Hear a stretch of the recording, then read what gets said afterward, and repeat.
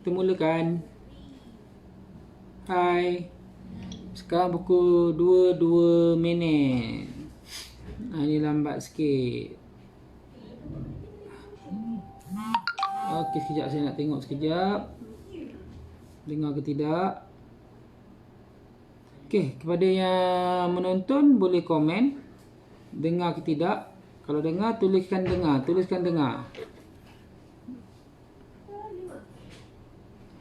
Sekejap saya mencari. Ada ke dekat sini?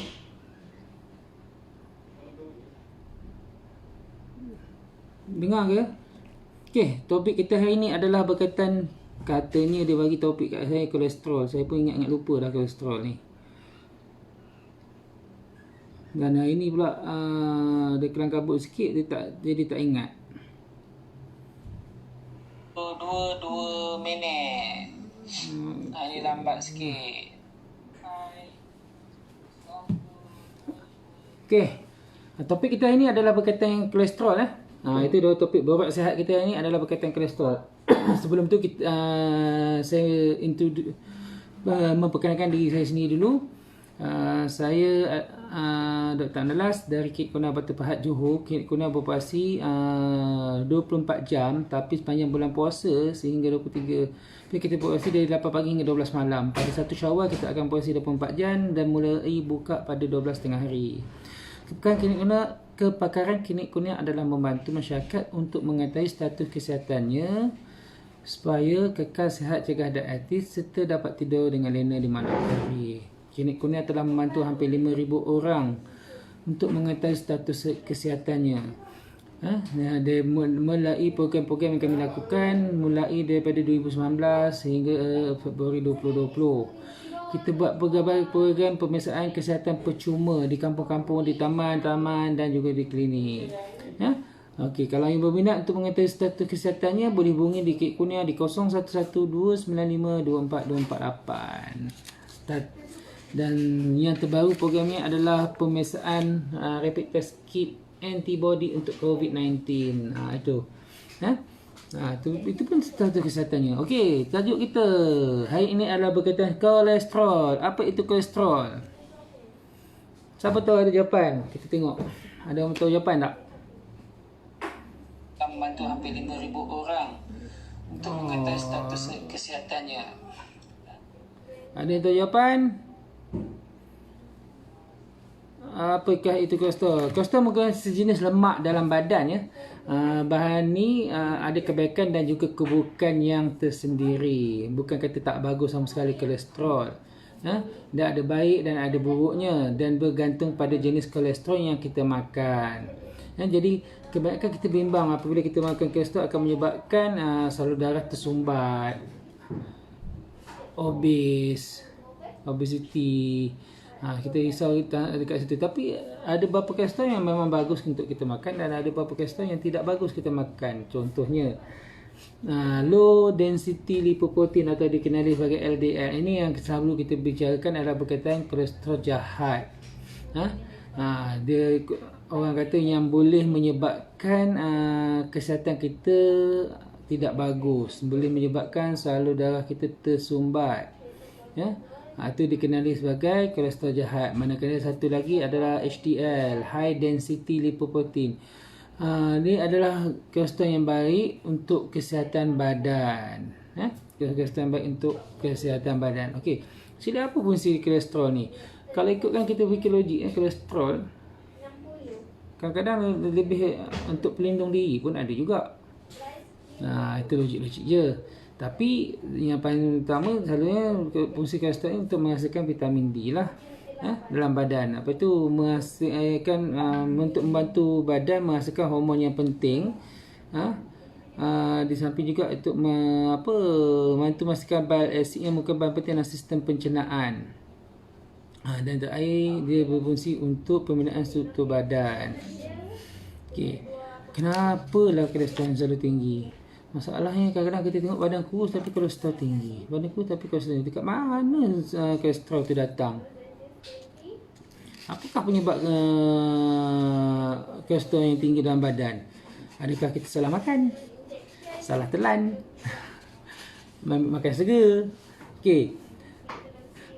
apabila kadar kolesterol yang sangat tinggi di dalam badan, terutamanya LDL, low density lipoprotein, ianya adalah tidak bagus. Ia boleh mendatangkan berbahaya pada badan, boleh menyebabkan penyakit yang serius. Jadi apabila berlaku peningkatan dalam badan ni, bukan kata dia akan menyebabkan penyumbatan salur darah.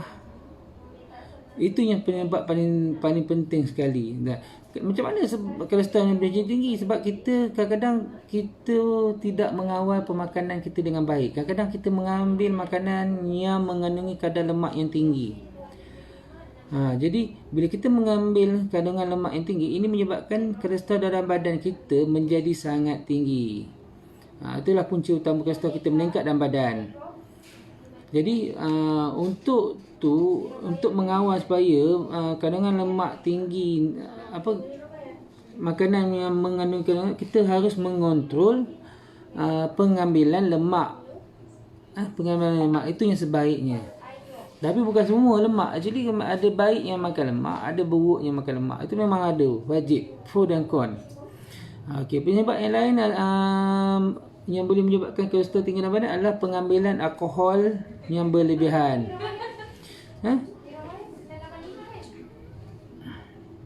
Jadi alkohol berlebihan ini akan menyebabkan pencernaan tidak sempurna oleh hati dan akan bertukar menjadi lemak dalam badan, sekaligus menyebabkan peningkatan tahap kolesterol dalam badan. Jadi antara lain juga faktor-faktor boleh menyebabkan penyakit adalah gaya hidup yang tidak sihat. Mungkin tidak bersenam, betul, makan jajan banyak, orang kata jajan, makanan yang tidak berkhasiat. Jadi apa yang kita sarankan selalu, at least kita akan buat senaman sedikit untuk menurunkan kadar kolesterol. Begitu juga faktor obesiti. Apabila berat badan semakin meningkat, kolesterol juga akan pastinya meningkat, terutama pada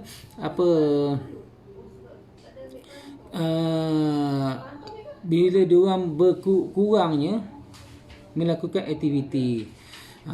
Kolesterol yang berlebihan ni dia akan mendak pada arteri, salur darah serta organ dalaman, sehingga menyebabkan berbagai penyakit seperti masalah hati dan jantung. Jadi apa yang kita sarankan, kita menggalakkan mengamalkan kehidupan yang sihat. Jadi walaupun kerja di pejabat, kita boleh buat aktiviti bersenam sambil duduk. Apakah tanda-tanda kolesterol tinggi? Apakah tanda-tanda kolesterol? Selalunya kita nampak contoh daripada, kadang-kadang kita ada nampak skin, nak kata skin tapi actually lemak lebihan, ketulan pada bahagian jari atau lengan. Kadang-kadang peningkatan ketekanan darah sebab banyak salur darah yang blok, sakit kaki terutamanya bahagian betis, sakit kepala, kencing berbuih. Lapisan minyak adalah minyak apabila lapisan tu berminyak bila buang air besar. Jadi untuk memastikan kita mengatakan sama ada kandungan kolesterol kita tinggi atau tidak, sebaiknya kita sarankan buatlah pemeriksaan darah setahun sekali atau dua, supaya kita tahu kadar kolesterol dalam badan kita. Apabila dia tinggi, kita perlu start ubat, kita akan start ubat.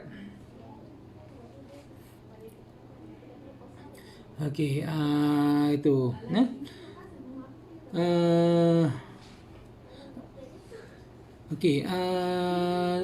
Kita tengok ada pertanyaan, doktor nak tanya kolesterol jahat itu berpunca dari sumber makanan apa dan bagaimana nak elakkan kolesterol tinggi. Actually kolesterol jahat itu ni berpunca daripada semua jenis-jenis roti, biskut, ada cookies, bahan-bahan gorengan, makanan cepat, fast food, ada popcorn, minuman bersoda, kadang-kadang ada setengah daging-daging yang proses seperti burger. Itu menyebabkan berkadar kolesterol kita LDL tu tinggi. Hot dog, Jadi kalau kata nak bagusnya kita minum macam minyak zaitun, okey, dia HDL. Jadi jenis makanan mengandung kadar kolesterol yang tinggi adalah terdiri daging merah, bahan tusa, makanan bergoreng, margarin. Jadi yang saya sebut tadi, pengambilannya harus hati-hati. Sebab kalau kita kelapa sawit, kalau kita actually kita minum, dia tak apa ni, tapi kolesterol tu akan meningkat dalam badan bila kita makanan yang berlebihan, yang mana fungsi makanan tu kita makan berlebihan tidak digunakan oleh badan. Hasil akhirnya akan disimpan sebagai kolesterol. Terutama kita makan karbohidrat. Karbohidrat orang makan kadang sehari sampai 3-4 pinggan nasi, tapi kita punya aktiviti tak sebanyak tu. Jadi akhirnya dia akan menumpuk. Hasil akhir dia akan jadi kolesterol. Okey, berjawab ke tadi soalan mana dia? Ada jawapan Puan Poziazi. Jadi pemakanan tu adalah daripada tadi benda-benda fast food, makanan-makanan cepat saji, fast food lah, iaitu minum bersoda, daging yang diolah, burger, hot dog, sejenis-jenis yang tu lah. Lepas tu semua jenis roti, biskut, tu menyebabkan kolesterol tinggi. Manakala jenis mengandung kolesterol yang rendah dan sesuai dimakan seperti makanan-makanan yang berserat tinggi. Selalu makanan berserat tinggi ni mengandung kolesterol yang sangat sesuai, yang rendah untuk golongan ingin berdiet dan mengamalkan hidayah hidup sehat. Okey, contoh makanan-makanan yang rendah kolesterol adalah seperti oats, kacang, minyak sasaran, buah-buahan, makanan jenis soya, bali, tuna, sardin. Itu antara yang mengandungi kolesterol yang rendah. Okey, bagaimana kita nak menurunkan kolesterol? Okey, jadi kolesterol yang tinggi ini memang satu masalah sebenarnya. Pesakit boleh datang ke klinik tanpa ada gejala darah tinggi, kencing manis, tapi bila kita buat pemeriksaan lebih lanjut, kolesterol dia sangat tinggi. Jadi macam mana kita nak turunkan kolesterol yang sangat tinggi? Itu. Pertama, apa yang perlu kita lakukan adalah mengawal pemakanan yang tidak sihat. Kedua, berhenti mengambil makanan minuman beralkohol. Ketiga, melakukan aktiviti senaman dengan lebih kerap. Keempat adalah rawatan, disiplin mengambil ubat-ubatan daripada doktor. Okey. Itu topik ini tentang kolesterol. Kalau ada pertanyaan boleh lemparkan, boleh tanya dalam ni live. Kita rasa sebab itu topiknya untuk hari ni, iaitu kolesterol. Tapi selalu saya nasihatkan apabila pesakit melakukan status kesihatan, pemeriksaan kesihatan, kebanyakan adalah kolesterol, kadar kolesterol sangat tinggi. Tekanan darah okey. Jadi apa yang saya selalu sarankan bila diorang mengalami kolesterol yang sangat tinggi, saya cakap dekat diorang kena kurangkan karbohidrat, diorang kena kurangkan makan nasi, diorang kena kurangkan makan roti, diorang kena kurangkan makan mi, citah biskut kering dalam air kopi tu sampai berpuluh-puluh keping bersamaan berpuluh pinggan nasi. Itu. Jadi kita selalu kita sarankan tu pengawalan pengambilan makanan secara keseluruhan. Itu. Itu je topik untuk hari ni, untuk kolesterol. Saya rasa kalau tak ada sebarang pertanyaan, saya tengok dalam ni tak ada pertanyaan. Tak ada pertanyaan kalau tak ada pertanyaan tak apa. Mesti tak pakai kacamata. Terang. Bila pakai kacamata tak nampak kabur.